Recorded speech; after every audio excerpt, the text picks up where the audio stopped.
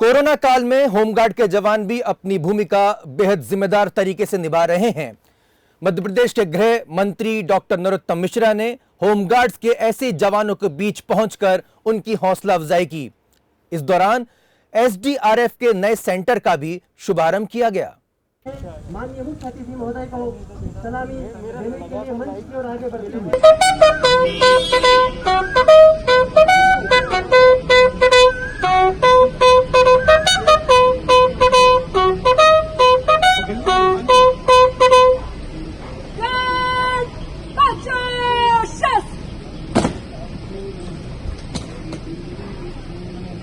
की सम्मान गार्ड आपके निरीक्षण के लिए तैयार है शुमार। होमगार्ड्स के जवानों ने भी कोरोना काल में बेहद अहम भूमिका निभाई है। यही वजह है कि होमगार्ड्स के ऐसे जवानों के बीच में मध्य प्रदेश के खुद गृह मंत्री डॉक्टर नरोत्तम मिश्रा पहुंचे, उन्हें प्रोत्साहित किया और उनके कर्तव्यों के प्रति आभार व्यक्त किया। इस दौरान होमगार्ड्स के जवानों ने एसडीआरएफ सेंटर में मौजूद नई तकनीक से भी डॉक्टर नरोत्तम मिश्रा को परिचय कराया। सर, जिससे कि रात में काम करने में कोई बाधा ना आए सर, और आसानी से किसी को हमारा रिश्ते दिखाई दे। दूसरा है सर हेलमेट है सर, जिससे हेड प्रोटेक्शन के लिए यूज किया जाता है। अगला है सर भोपाल में एसडीआरएफ के नए सेंटर का भी शुभारंभ किया गया। इस अत्याधुनिक सेंटर के जरिए आपदा कंट्रोल करने में काफी सहायता मिल सकेगी। डेमोन्स्ट्रेशन पे तो आप सबको कहना चाहिए, मेरे कहने से मैं उस विभाग का मंत्री हूं तो कहूंगा ही, तारीफ करूंगा ही। लेकिन आप देखो कितना खतरा उठाकर हमारा जवान स्वयं की जान को खतरे में डालकर दूसरे की जान को बचाना, ये अपने आप में पुनीत का। वैसे नाम ही उनका होम गार्ड है।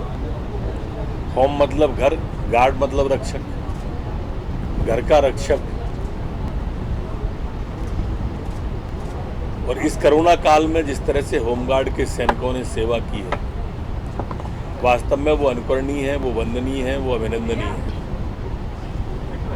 जैसे जवान ने सीमा पे अपनी जान लगाकर देश की सीमाओं की रक्षा करता है, वैसे इस कोरोना काल में हम सब जब अपने कमरों में बंद थे, बिस्तरों पर सो रहे थे, उस वक्त हमारे होमगार्ड का जवान सड़क पर खड़ा था, हमारे पुलिस का जवान सड़क पर खड़ा था। वो दिन में भी खड़ा था, वो रात में भी खड़ा था, वो 24 घंटे आठों पैर खड़ा था।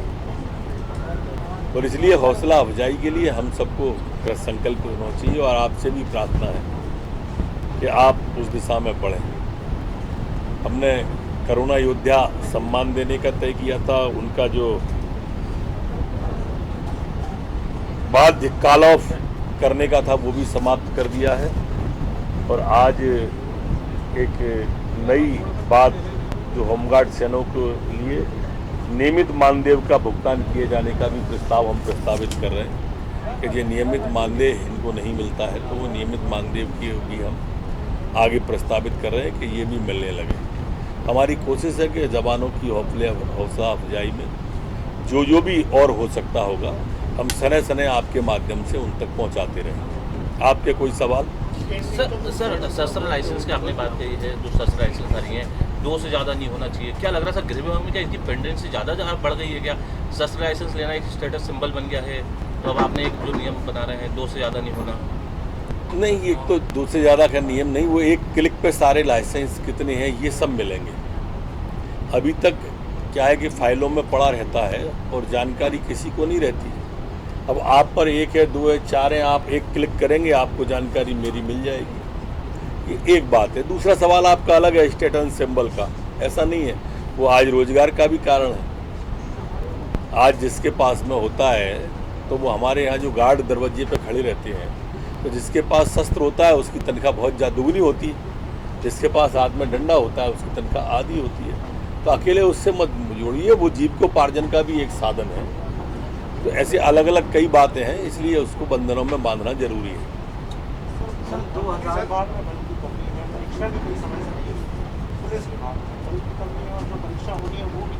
नई पद प्रस्तावित किए गए हैं, वित्त के पास है, वित्त की मंजूरी आते ही आगे की कार्रवाई की जाएगी। 2017 से अभी तक जिन्होंने एग्जाम दिए थे वो अब ओवर एज होते जा रहे हैं। हमने अपने कार्यकाल में की थी शिवराज 3 में तो नियुक्तियां काफ़ी हुई थी,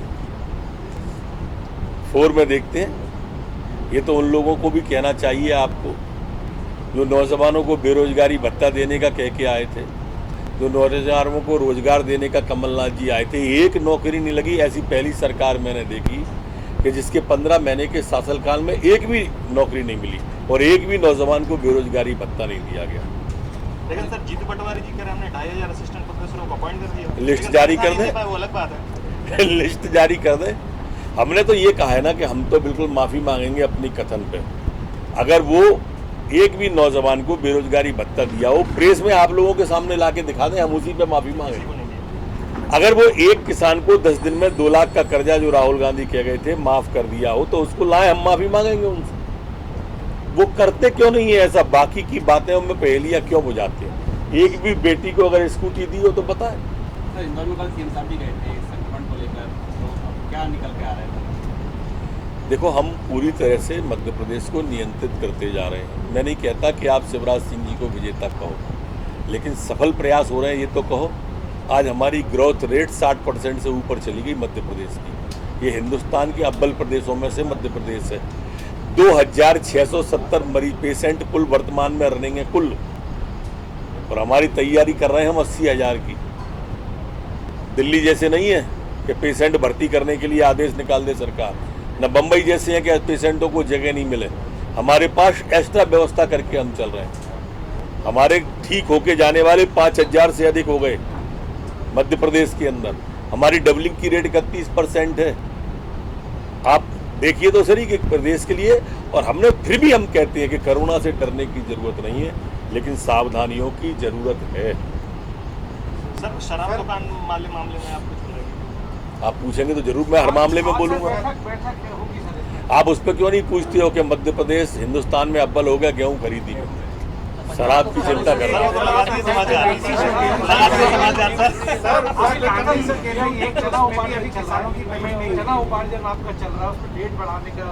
आदेश भी अभी में आ रहा है, लेकिन सर उसमें भी कहीं ना कहीं मॉनसून जो आ रहा है तो उसमें कोई दिक्कत कहीं नहीं आने वाली किसी चीज़ से। किसानों को कहीं भी दिक्कत नहीं आई। गेहूं में भी तिबड़ा की दिक्कत आई थी चने में, और तिबड़ा के लिए माननीय मुख्यमंत्री जी के आग्रह पर केंद्र ने अनुमति दी है और तिबड़ा वाला चना भी खरीदा जा रहा है।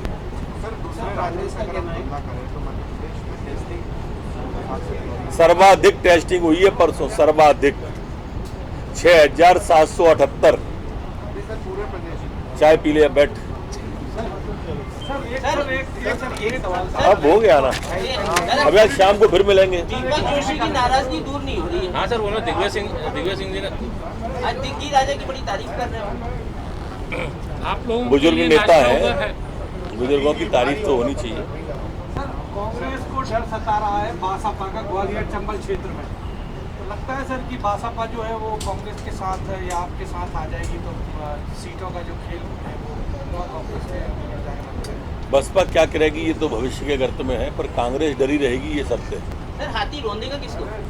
हाथी रोंदेगा किसको? आज तक जिसको रोनता आया उसको। Bureau report, India first news, Bhopal. मुद्दों पर सीधी बात, आक्रामक अंदाज, आकर्षक ग्राफिक्स, पब्लिक की आवाज। सोशल मीडिया न्यूज में सबसे भरोसेमंद नाम, इंडिया फर्स्ट न्यूज। अंतर्राष्ट्रीय सर्च इंजन गूगल ने भी सराहा। लाखों दर्शकों की बना आवाज, इंडिया फर्स्ट न्यूज। सभी दर्शकों का बहुत बहुत शुक्रिया। Subscribe now. India first news, mission for the nation.